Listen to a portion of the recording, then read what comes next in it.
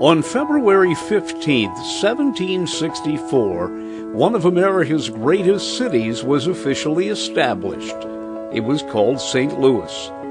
Before the influx of trappers and traders, the area, at least downtown St. Louis, was home to 20,000 native people from a dozen tribes that had formed a confederacy.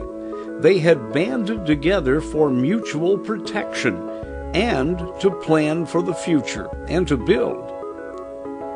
They were big into mound building.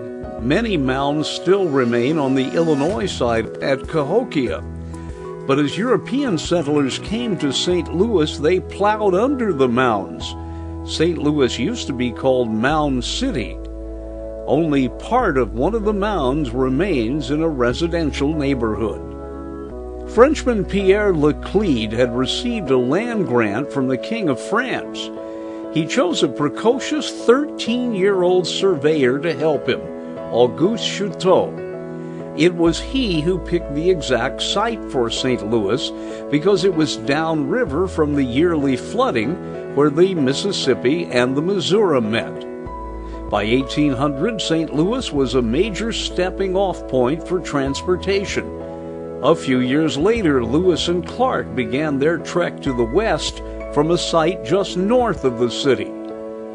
As the riverboat trade increased, St. Louis started to become a cosmopolitan city, settled mostly by Irish and Germans. It was the German immigrants who started the brewing industry there. One of the city's great moments came in 1904 when it hosted a World's Fair.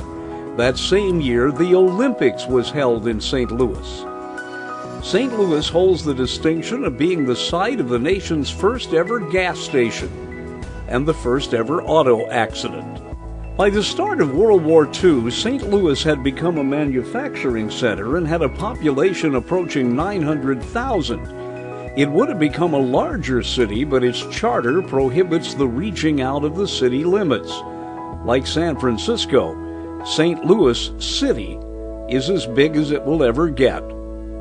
Today, it has one of the nation's busiest airports, a metro light rail, world-class schools, and medical centers, and Budweiser. I'm Dennis Daly.